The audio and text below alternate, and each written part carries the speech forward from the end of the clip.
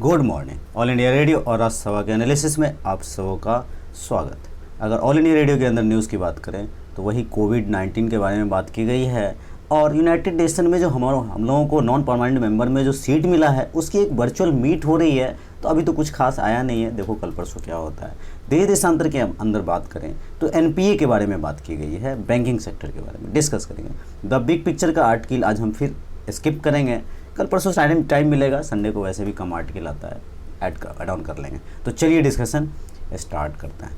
पहली न्यूज़ जो है हमारे पास वो बैंकों के एनपीए के बारे में है कि आरबीआई के गवर्नर शक्तिकांत दास ने चिंता जताई है कि एनपीए बढ़ सकता है।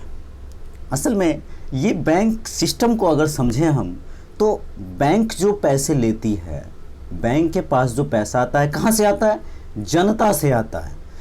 सॉरी, सारे के सारे बैंक के पास पैसा जनता के पास आता है, डिपॉजिटर जिसको बोलते हैं जनता। अब ये पैसे बैंक के पास आ गए तो बैंक क्या करती है? लोगों को लोन के रूप में देती है, ऋण के रूप में देती है और लोग फिर वापस देते हैं। तो ये एक साइकिल चलता है, एक तरह से आप कह सकते हो।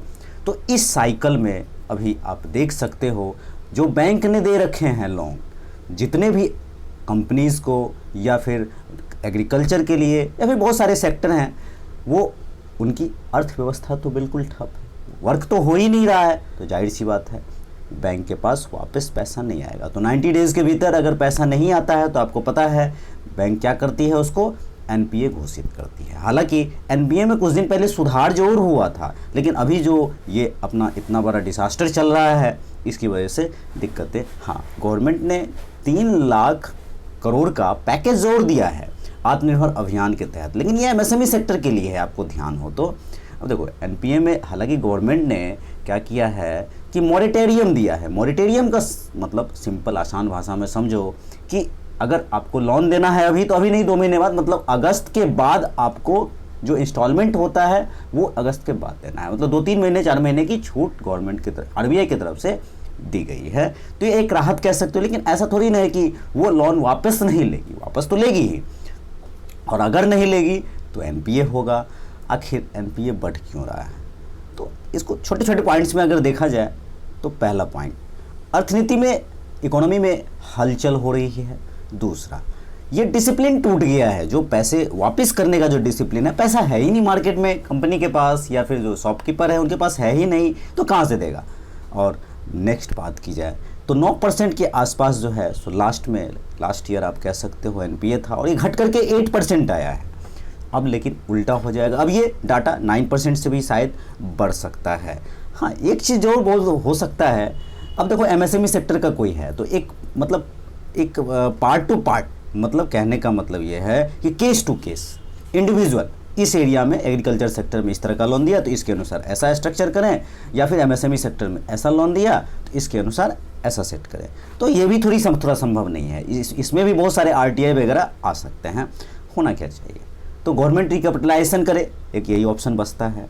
दूसरा, इंसॉल्वेंसी बैंक्रप्सी कोड जो है, हालांकि अभी तो नहीं लेकिन बाद में इसको मजबूत किया जा सकता है। तो अभी माहौल जिस तरह का चल रहा है, सारे तरफ अनसर्टेनिटी है, लिक्विडिटी की मार्केट में बहुत कमी हो सकती है। देखो एक चीज़ है क्रेडिट गारंटी स्कीम।